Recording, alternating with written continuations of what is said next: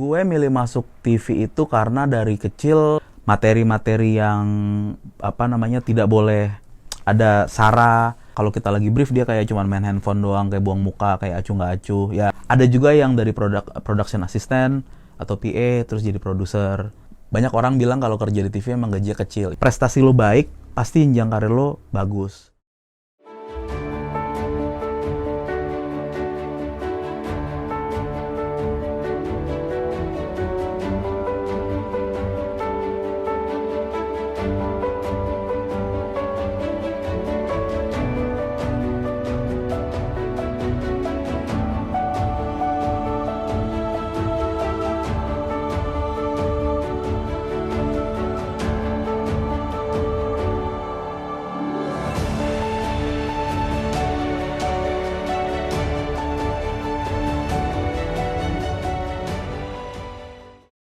Halo, nama gue Yuda, gue audio video profesional. Gue kuliah waktu itu ngambil seni budaya. Jurusannya itu namanya etnomusikologi. Jadi gue tuh sarjana seni. Berhubungan dengan kamera itu gue hanya sebatas fotografi karena kita ada mata kuliah ruang gelap segala macem. Tapi gue ngambil diklat kamera video waktu gue kuliah. Gue milih masuk TV itu karena dari kecil kebetulan bokap gue itu pensiunan dari jadi gue udah mulai dikenalin sama dunia TV, dunia editing itu dari bokap gue. Jadi gue suka main ke post pro-nya, udah lama banget post pro-nya. Terus singkat ceritanya sebelum gue masuk TV, kakak gue masuk TV duluan, kakak kandung gue masuk TV duluan, terus abang sepupu gue masuk TV juga. Jadi kayaknya dunia TV tuh menyenangkan buat gue aja sih sampai sekarang. Pertama kali gue masuk TV, jabatan gue sebagai junior kreatif itu di salah satu TV swasta. Itu tahun 2008 awal. Pertama kali gue megang program sebagai junior kreatif di TV, itu gue sebagai kreatifnya. Di situ sih tugas gue hanya supervisi, artinya materi-materi yang tidak boleh ada sara, tidak boleh ada kata-kata yang mengandung kebencian, itu harus gue sortir karena jadi sudah punya tim kreatif, jadi dia yang ngerancang dan ngedesain semua konsep segala macam. Jadi gue di situ dan produser lebih ke supervisi aja. Setelah itu kan gue menemukan jalan nih, ternyata gue lebih suka adegan gitu. Gue suka drama, bukan drama film tapi pengadeganan di dalam video TV. Di situ gue megang VT tentang ajang pencarian bakat. Di situ gue suka tuh karena ada pengadegan, jadi gue bisa bikin kreatif yang emang wah ini bisa gue create dari sisi A, sisi B, sisi C. Terus gue ngomong ke program directornya. Nah di situ gue juga banyak belajar gimana caranya kita timing skrip kita yang akan diperagain sama talentnya. Timingnya gimana nih, durasinya sesuai nggak sama durasi yang gue perlu, kira-kira gitu. Gue jadi junior kreatif itu sekitar 1 tahunan lebih. Selanjutnya gue jadi regular kreatif dan jadi senior kreatif. Tapi pada saat gue 3 tahun jadi senior kreatif tuh gue merasa bosen. Gue bilang sama supervisor gue, Mbak gue kayak bosen deh, gue gimana ya, gue gak terlalu minat lagi nih buat mikir-mikir dunia kreatif. Akhirnya gue ditanya, lu minatnya gimana? Karena gue suka pengadeganan dari awal, gue ditaruh di posisi asisten program director, jadi asisten sutradara lah gitu. Dari situ gue mulai ngerancang apa yang kreatif mau. Nah udah kebalikannya nih sekarang. Jadi yang dulunya gue kreatif yang ngomong ke director, sekarang kreatif yang ngomong ke gue gitu sebagai asisten program director. Pertama-tama tuh gue megang program multisystem karena bagi gue itu ospek kali ya. Program multisystem religi yang subuh-subuh itu biasa gue megang selama 2 bulan. Selanjutnya gue baru masuk ke program-program yang gue suka, kayak program traveling. Terus gue juga megang filler iklan, semi iklan dari TV itu. Dan juga sampai terakhir sebelum gue resign, itu gue megang program yang emang gue banget, yaitu Anak Pantai. Jadi Anak Pantai itu emang program yang gue bikin sama kreatif, dengan ide besarnya keliling-keliling pantai yang ada di Indonesia. Suka duka jadi kreatif sih, kalau sukanya sih pasti ketemu artis ya, banyak lo ketemu artis, ketemu host-host yang cakep-cakep gitu. Suka dukanya sih itu. Terus lo tiap hari tuh lo kerjanya apa ya, kalau gue sih nggak terlalu tertekan ya, karena gue merasa itu fun. Dan juga sebagai kreatif gue bisa explore diri gue mengenal orang tuh gimana sih gitu, mengenal narasumber gue.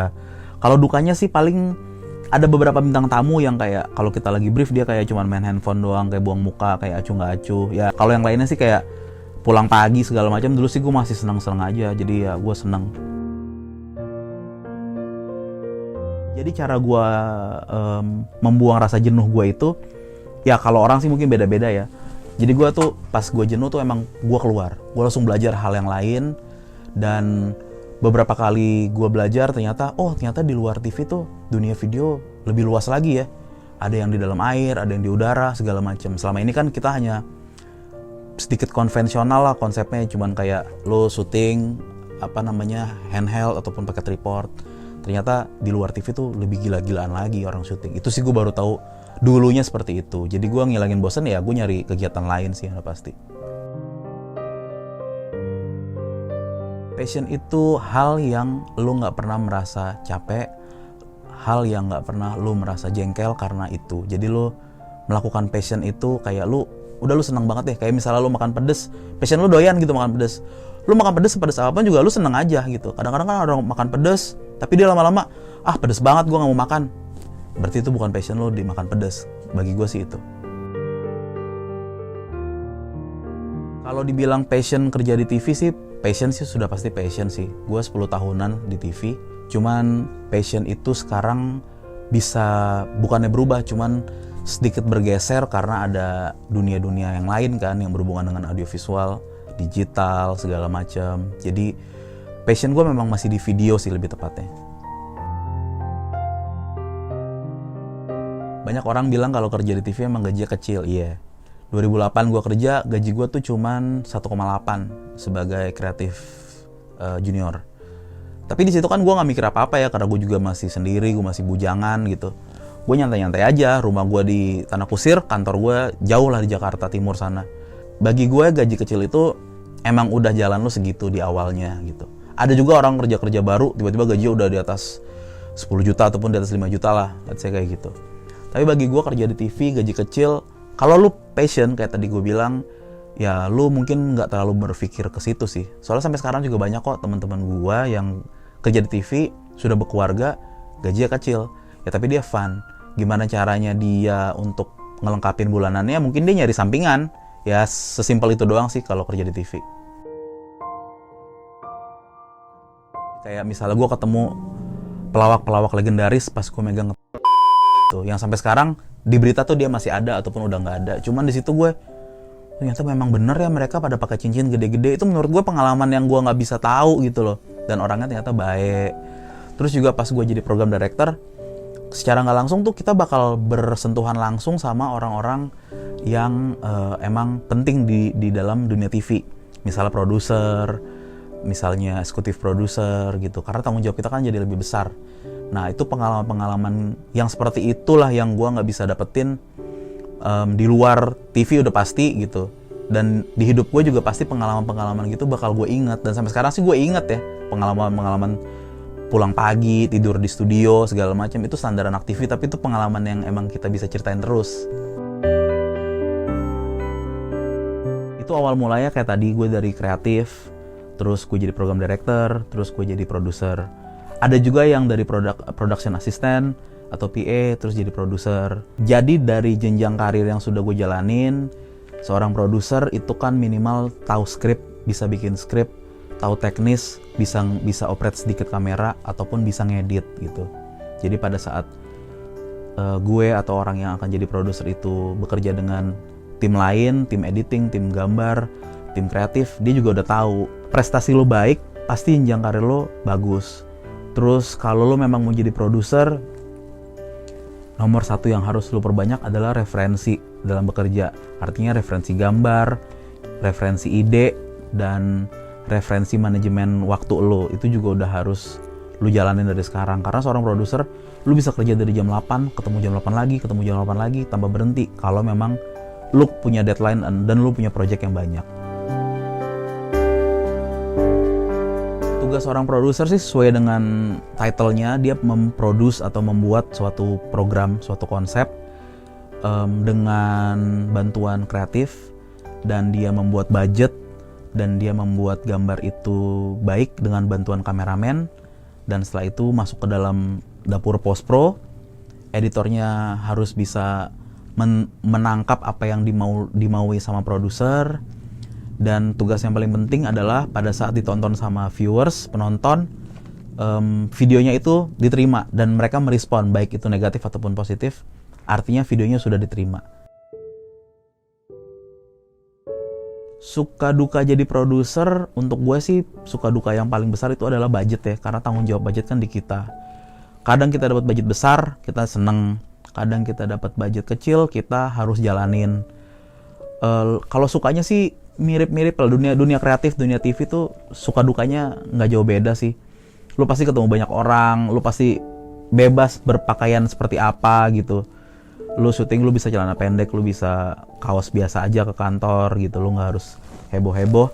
Kalau dukanya bagi gue sih, karena gue sekarang sudah berkeluarga, jadi duka gue sih biasanya di waktu sih. Kiat-kiat buat teman-teman yang mau kerja di TV, lu harus yakin sama diri lu. Untuk zaman sekarang sih anak-anak semua udah kreatif. Terus lu udah harus sadar TV itu bukan YouTube, YouTube itu bukan TV. Jadi lu udah harus tahu apa yang mau lu bikin. Lu masuk sebagai kreatif, sebagai PA ataupun sebagai kameramen, lu harus membuang sedikit idealis lu tanpa mengesampingkan tujuan kerja lu. Bagi gua sih idealis tetap harus ada, karena itu yang jadi trademark kerja lu. Gua buat beberapa program yang sesuai dengan idealis gua tetap diterima. Gua tetap masukin unsur komersial untuk TV-nya. YouTube itu sudah menjadi keseharian kita ya, kayak biasa kayak Instagram gitu. Lu buka Instagram terus, YouTube juga begitu. Lu nyari sesuatu yang penting gak penting, lu nyari di YouTube. Terus sekarang juga YouTube itu auranya nih udah kayak TV aja gitu, tapi TV personal. Itu sih yang gue sedikit kecewa sih, cuma kan ini kan udah hak orang ya, lu mau bikin konten seperti apa di YouTube. Dan satu lagi, YouTube itu kan bebas, lu bikin segala video yang di luar sara, violent dan segala macam, lu bebas bikin video apa aja. Enaknya di situ. Di luar pekerjaan gue sebagai produser di TV, gue juga punya wadah untuk mengekspresikan idealis-idealis gue dan kerjaan-kerjaan gue sama teman-teman gue. Jadi gue menjalani project namanya Senang-Senang Video. Di situ gue ngebuat beberapa TVC. Ada TVC Samsung, TVC Pegadaian, terus juga company profile perusahaan asuransi ataupun BUMN. Terus juga sekarang gue lagi masuk ke dunia, kalau dibilang masuk ke dunia video klip sih enggak, karena gue udah ngerjain video klip dari 2008, tapi emang artis-artis yang teman gue gitu, kayak Piwi Gaskin ataupun Starlit.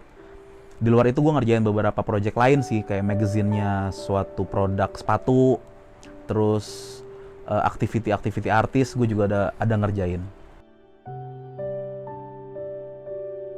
Kalau di project video klip, gue sih sebagai director dan editor. Jadi kan kalau sekarang kru itu maunya kompleks karena budgetnya nggak bisa besar kayak dulu gitu. Jadi gue lebih ke directing dan gue editor.